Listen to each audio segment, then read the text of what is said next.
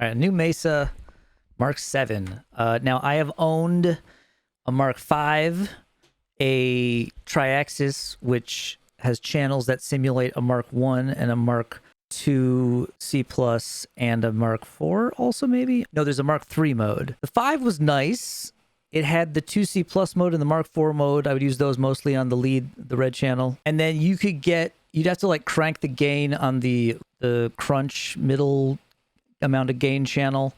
It sounds like they kind of made that a little more versatile in this one. I think there's 2 new modes, and the Mark VII mode, I think, is in that channel that just gives it more gain, and they're going to explain it. You just need one of the ones that has like a smoother gain. On the Triaxis, it's just the lead 2 green, which is like supposed to be like a Mark I, but it has about as much gain as any other one. So it's like if the Mark I had way too much gain. I mean, I've always liked that it's a smaller head. It's still like a head. It's still heavy, but if it doesn't need to be the size of like a rectifier or like a 5150 head, like these massive heads, then why? And like you can get it in a rack mount.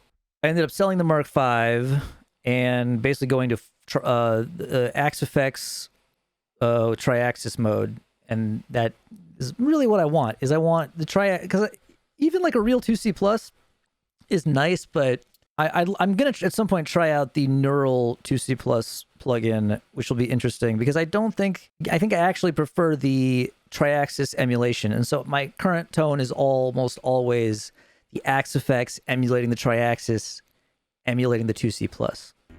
It's been over 10 years since our last Mark series amp debut, and after so they don't mention this in the video, but what I read on the internet, on the forums, is that they had a Mark VI ready to go in 2020, and then due to the pandemic and supply chain issues and everything, they delayed it, and then they kept working on it, and now they're like, we added so much more, it might as well be a Mark VII. Guitar players will love it. They'll be like, it's one more, even better. I don't know, it's interesting, but the 5 is where it just started to be like, well, here's a collection of them, and the 4 didn't really sound like a 4, but it's, in my opinion, a lot of times sound better. It depends on the 4. The 4s seemed to be kind of inconsistent.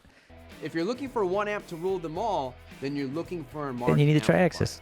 Perfectly suited for the player or an Axe Effects pretending to be a Triaxis. That's music, and all the way over to the working musician playing in several bands or in a band that covers a wide catalog. You better be working if you're going to afford the Mark VII. Flexible for any stage or bedroom. It's like $3,500. There's a startling lack of metal guitars in this demo video. It's like mostly Gibsons and Fenders, which is fine, but like it's a Mesa Boogie. It's a Mesa Boogie Mark 511. The clean channels are good on these, you know, they're good enough. It's like they can probably go a little further without breaking up. There's always the occasional weakness, is like sometimes you play a Mark IV and the clean channel would break up too much and you just couldn't. Oh, I was using the EQ on this one. 2. We start with fat and we have crunch. Yeah, sorry, I dozed off during the clean channel. Let's get to the gains. What kind of gains you got in the second channel? I need to be able to use. I need a separate rhythm and lead sound. Almost certainly. With the Triaxis, I just make 2 patches, same channel, different gain settings, different EQ.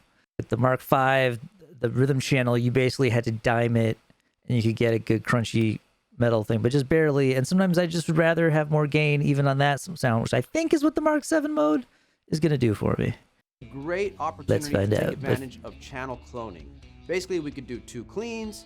Oh yeah, now there's channel cloning, so I think that means now you can just have it pretend that, so you can have it switch between any of the 9 modes as if they were the 3 different channels, I think is what they're saying. That would be cool. Yeah, I think this is more crunch with more gain, I think. Where a rectifier meets a Mark amp. But it does not yet have enough gain, I assume. Next up, the Mark II C+.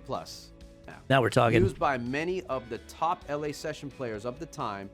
Focused high it can gain be both smooth, smooth, and metal, and holding on to the notes. And aggressive. Wait, I want to hear the Mark VII mode again. I feel like I didn't. How much gain? Did they actually crank up the gain on it? I want to hear how much gain it can get. It does sound a little bit more rectifier-like. The top LA But you won't session- show me how much gain. Like you need to like dime each gain.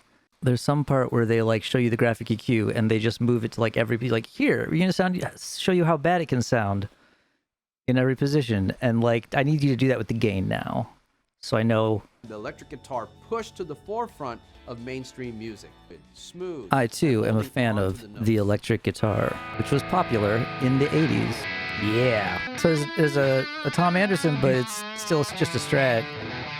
I mean, I guess it's slightly more appropriate, but we need more strings. We need more aggressive pickups.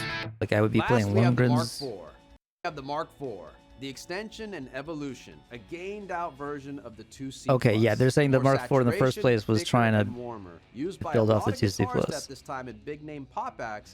Sounds like a Mark IV. Maybe more so than the Mark V did. But the cab clone, the new cab clone, I feel like I'm gonna have to watch a separate video about it, see what they've done, because the old cab clone was very bad. It was not a modern. Like here, they claim they're IRs. There was not an IR, I believe, in the old cab clone. It was just like a more traditional cab sim circuit. Like cab sims have existed for a long time, but they were that kind of cab sim, and I personally, at least, always thought they sounded awful. Nothing like an actual cab. They were just doing something like make it like here's the recordable tone, and for some people used them and were happy with them and whatever. But modern IRs still aren't 100% there because they don't capture any dynamics of the speaker. They don't. They can't move. It's just a set EQ curve based on the speaker. So you can But this claims to have like 7 IRs, but they seem to be maybe, I don't know if they're assignable, maybe because there was a USB port. And I don't know, because if I can actually use my IRs, that would be sick, because just to get basically a load so that it's not going to explode when you use it silently. And then if it's adding the IR, but you could really, as long as you had, like if the cab clone on mine, if it let me just use it as like a direct, like that would probably be better, but it has like, you can't get the thing out of it, and it's only got like 2-3, it sounds terrible. It's unusable. I have it on the Mesa Mark V 25. It's like the mini Mark V. And it's a really great amp. I will use it at some point in the video, but I'll use a microphone, put a microphone in front of it. It sounds way better than when you use the cab clone that is built into it, because it's very bad. But the new one here, I'm optimistic that they've caught up, because I know there was a lot of bad reviews. I believe there was a drama over Glenn Fricker poorly reviewing it and somebody being upset because how dare you say that the product sounds bad, but it's like, why did you just make it not sound bad? And then I wouldn't have said that. So, but Glenn, that was one of the better calls he made. Started just saying that he hates the Axe effects, and yet every other modeler is acceptable now, and he's like realistic about it. But the Axe effects, why would you pay for the Axe effects? Because it's amazing, and it has a Triaxis in it, and it has a Mark IV. I believe it has a 4 in it, a 2C plus. It may have a Mark V. I don't know if they get around to bother doing like a Mark V, because I think people are like, no, it's just basically a variation on the Mark IV anyway. But there's a Mark IV, there's a 2C plus. Pretty sure it's John Petrucci's 2C plus. Plus there's a John Petrucci JP2C 2C plus.